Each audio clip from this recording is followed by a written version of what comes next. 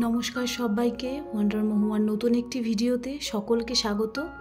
আজকে শনিবার আর এখন সকাল 9টা। আজকে বাইরের ওয়েদারটা বড়ই অদ্ভুত, একদিকে রোদ্দুর আবার একদিকে বৃষ্টি পড়ছে। আর আমার এই ব্যালকনির নীলকণ্ঠ ফুলের গাছটা অনেক দিন আপনাদের সঙ্গে শেয়ার করা হয় না। দেখুন তো কত বড় হয়ে গেছে। অনেক ছোট্ট অবস্থায় একবার আপনাদের সঙ্গে শেয়ার করেছিলাম। প্রত্যেক দিন প্রায় 2-3টে করে ফুল দিচ্ছে। একটা গাছে সাদা, আবার আর একটা গাছে নীল, এরকম মিলিয়ে মিশিয়েই ফুল হচ্ছে। কড়িও এসেছে অনেক। আর এই নীলকণ্ঠ গাছটার জন্য আমার ব্যালকনিটা দেখতে যেন আরোই সুন্দর লাগে। আর এইদিকে সকাল হতে না হতেই প্যান্ডেল খোলার জন্য লোকও চলে এসেছে। ভারী অদ্ভুত লাগছে আজকের দিনটা। এই কদিন আগেই এই প্যান্ডেল তৈরি করার জন্য কতই না তোড়জোড়, আর পুজো শেষ হতে না হতেই প্যান্ডেল খুলতে লোকও চলে এসেছে।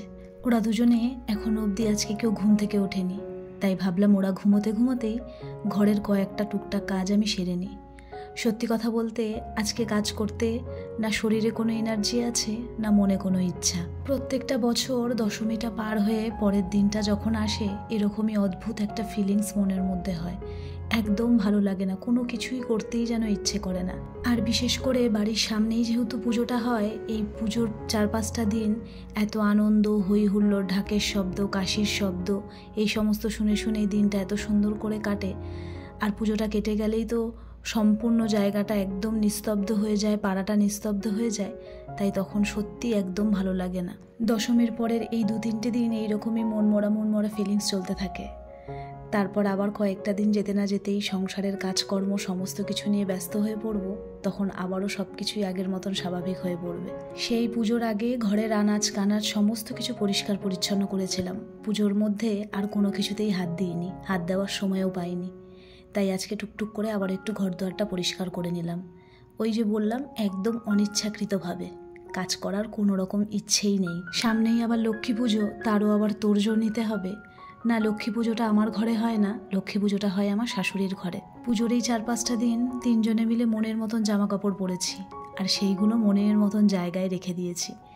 আজকে সমস্ত জামা কাপড় বসে বসে গোছালাম। অনেক জামা কাপড়, যেগুলো কাচার সেগুলো আলাদা করলাম, আর যেগুলো রেখে দেওয়ার সেগুলো আলাদা করলাম। এই বছর পুজোর সাজগোজটা এই রুম থেকেই করেছি, সেইটা প্রোগ্রামে যাওয়ার জন্যই হোক বা ঘুরতে যাওয়ার জন্যই হোক। তাই মেকআপের জিনিসপত্রগুলো সমস্ত একটু মেসি হয়েছিল, তাই সেগুলোকে গুছিয়ে নিলাম। মেকআপের জিনিসগুলো কালী পুজো অবধি এই রুমেই থাকবে। এখন আর রেডি হওয়ার জন্য 3জনের মধ্যে লড়াই করতে হয় না একটা আয়না নিয়ে। ডোডো আর অজয় এই বছর আমার এই ঘরে যে ড্রেসিং টেবিল, ওখানে রেডি হয়েছে, আর আমি আমার সমস্ত জিনিস নিয়ে চলে গেছিলাম ওই পাশের রুমে। তাই এই বছর পুজোর সাজগোজ করতে কারোর কোনো রকম অসুবিধা হয়নি। আপনাদের সঙ্গে কথা বলতে বলতে এইদিকে আমার চাটাও বানানো হয়ে গেছে। আজকে অজয়ের জন্যও একটু লেবু চা বানালাম। গতকাল রাত থেকেই অজয়ের হালকা হালকা ঠান্ডা লেগেছে, তাই ভাবলাম আদা গোলমরিচ দিয়ে ওকে একটু লেবু চা বানিয়ে দিই। অজয় তো লেবু চা ছাড়া কোনো রকম চাই খায় না। আর জানেন তো, এই যে শীতকাল পড়তে চলেছে, এখন এই গোটা শীতকাল জুড়ে অজয়ের ঠান্ডা লেগে থাকবে। হাঁচি কাশি সর্দি এখন এই গোটা শীতকাল জুড়ে অজয় লেগে থাকবে। সত্যি কথা বলতে ডোডোরও খুব একটা শীতকাল স্যুট করে না, আর তার সাথে সাথে অজয়ের তো আছেই। আজ সকালে আমার নতুন এই বেড কভারটা আমি ধুয়ে দিয়েছি। আসলে বিজয়া দশমীর দিনকে যখন মাকে বরণ করতে গেছিলাম, তখন তো ওখানে অনেক সিঁদুর খেলা হয়েছিল, আর ডোডো যেহেতু ওখানে ছিল, তাই ওর হাতে পায়ে সমস্ত জায়গায় সিঁদুর লেগে গেছিল, বিশেষ করে পায়ের তলায়। আর ঠিক মতো পা না ধোয়াতে বেড কভারের অনেক জায়গায় সিঁদুরের দাগ লেগে গেছিল। তাই বেড কভারটাকে সকালবেলা উঠেই ধুয়ে দিলাম।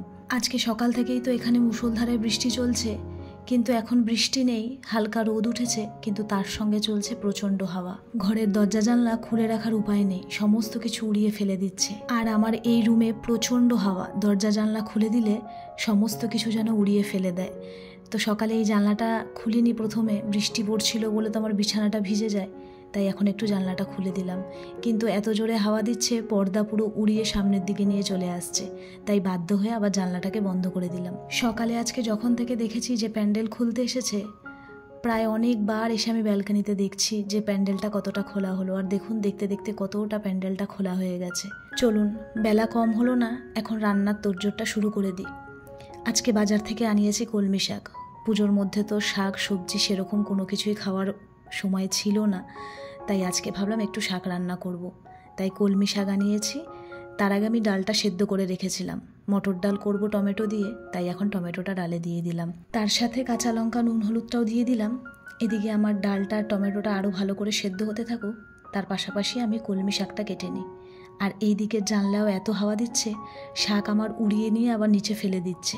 তাই অল্প একটু জানলাটা খুলে রেখেছি। আর গ্যাস তো আমার কতবার নিভে যাচ্ছে তার কোনো ঠিক ঠিকানাই নেই। আজকে দুপুরে রান্নাটাও খুব সিম্পল করব। ওইদিকে টমেটো দিয়ে মটর ডাল বানাচ্ছি, এদিকে কলমি শাকের চচ্চড়ি বানাবো, আর তার সঙ্গে ভাজবো পটল। ভাতটাও বসিয়ে দিয়েছি। ফ্রিজে কোনো রকম সবজি ছিল না, এক প্রকার বলতে গেলে আনাইনি পুজোর জন্য। পুজোতে তো সেই রকম ঘরে খুব একটা খাওয়া হয় না, তাই ভেবে রেখেছিলাম পুজো কেটে গেলে আবার ফ্রিজটা পরিষ্কার করে বাজার থেকে সমস্ত সবজি আনাবো।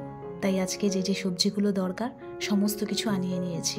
শুধুমাত্র ফ্রিজে একটা গোটা বেগুন ছিল, তো বেগুনটার মধ্যে না সম্পূর্ণ দানা হয়ে গেছে। আর বেগুন এত মোটা মোটা ভেতরে দানা হয়ে গেলে আমরা সেটা খাই না। এই দেখুন, এই দানাগুলো সমস্তটা ফেলে দিয়ে শুধুমাত্র ওপরের চোকলাটা যেটা থাকবে সেইটাই খাবো। কারণ বেগুনে আমার একটু অ্যালার্জি আছে। বেগুনে অতিরিক্ত মোটা মোটা দানা হয়ে গেলে তখন আমার জিভ চুলকোতে থাকে, তাই এই দানাগুলো আমি বাদ দিয়ে দিই। তাছাড়াও যে সমস্ত সবজির অনেক মোটা মোটা দানা হয়, আমি সমস্ত দানা বাদ দিয়েই সবজি রান্না করার চেষ্টা করি। আচ্ছা, আপনাদের সকলের পুজো কেমন কাটলো অবশ্যই কিন্তু আমাকে জানাবেন। আমার পুজো মোটামুটি ভালোই কেটেছে। ষষ্ঠী সপ্তমী এই দুদিন ছিল আমার ডান্সের প্রোগ্রাম। অষ্টমীতে আমি আমার এই পাড়ার সমস্ত ঠাকুর দেখেছি, আর নবমীতে আমি একটু নর্থের দিকে গেছিলাম। তবে খুব একটা ঠাকুর দেখিনি, বৃষ্টি পড়ছিল বলে, তাই খুব তাড়াতাড়ি বাড়িও ফিরে এসেছিলাম। জানেন তো, এই বছর পুজোর আগে অনেক রকম প্ল্যানিং ছিল, এখানে যাব, এটা করব, সেটা করব। সেটা ভাবতে ভাবতেই পুজো শেষও হয়ে গেল, আর মা কৈলাসেও ফিরে গেল। তবে একটা জিনিস ভেবে ভীষণ ভালো লাগছে, আর কদিনের মধ্যেই আবার পাড়ায় শুরু হবে কালী পুজোর তোড়জোড়। বিশাল বড় মেলা, লাইটিং, প্যান্ডেল, হই হুল্লোড়, আরও কত কিছু। দুর্গাপুজো শেষ হলে মনটা খারাপ থাকে তো অবশ্যই, কিন্তু এইটা ভেবেও ভালো লাগে যে সামনে কালী পুজো আসছে। আর আমাদের এখানের কালী পুজো কিন্তু অনেক ফেমাস। রাজারহাটে অনেক নামকরা কালী পুজো হয়, তার মধ্যে আমাদের পাড়ারটা কিন্তু অন্যতম। তখন আবার আমরা এই 4-5টা দিন চুটিয়ে মজা করি, আনন্দ করি, হই হুল্লোড় করি। আর তার সাথে সাথে তো আমাদের ডান্সের প্রোগ্রাম থাকেই। সব মিলিয়ে মিশিয়ে খুব মজা হয়। এই তো আর কয়েকদিনের মধ্যেই শুরু হবে কালী পুজোর প্যান্ডেল, তারও সমস্ত তোড়জোড় শুরু হয়ে গেছে। আর এইদিকে কিন্তু আমার রান্নাও বলতে গেলে অর্ধেক শেষ। এখন পটলটা ভাজা করছি, পটল ভাজা হয়ে গেলেই আমি স্নান করব। ওই যে বললাম আজকে দুপুরের মেনুটা একদম সিম্পল, তাই রান্নাটাও আজকে আমার চটপট করা হয়ে গেছে। দুর্গাপুজোর মধ্যে যেহেতু একটু উল্টোপাল্টা বাইরের খাবার খাওয়া হয়ে গেছে, তাই ঠিক করেছি কালী পুজো না আসা পর্যন্ত একটু শরীর স্বাস্থ্য মেনটেন করেই খাবারটা খাবো। আর এইদিকে রান্না করার ফাঁকে ফাঁকেই আমি কয়েকটা জামা কাপড় ধুয়ে দিয়েছিলাম, তখন আর সেগুলো শুকোতে দিতে আসা হয়নি। তাই এখন রান্নাবান্না শেষ করে রান্নাঘরের সমস্ত কাজ গুছিয়ে জামা কাপড়গুলো মেলে দিচ্ছি। বাইরে হালকা হালকা রোদ আছে, যতটুকু শোকাবে শোকাক। আর জামা কাপড় তো আমি এখান থেকে তুলি না, এখানেই থাকে। আর চলুন আপনাদেরকে আমি আমার বোগেনভিলিয়াটা দেখাই।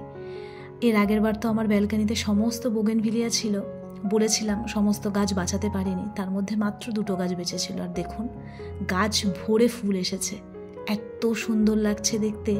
আর এই পাশের যে গাছটা, এটাতেও বেরোচ্ছে ফুল। এটা ছিল অরেঞ্জ কালার, এই দেখুন এখন একদম ছোট ছোট, এটাও গাছ ভরে যাবে। এই দুটোই বেঁচে আছে। আর এখন কারণটা বুঝতে পারছি কেন গাছগুলো ওই ব্যালকানিতে বাঁচেনি। কারণ গাছগুলো তো আমার সমস্ত কিছু ব্যালকানির বাইরের দিকে ছিল, অতিরিক্ত জল হয়তো এই গাছগুলো নিতে পারছিল না, সেই জন্য। দেখুন খুব সুন্দর লাগছে দেখতে। চলুন, আমার জামা কাপড় মেলাও হয়ে গেছে, এখন আমি স্নানে যাব, তারপর লাঞ্চটা করব। আর আজকের ভিডিওটাও কিন্তু এখানেই শেষ করব।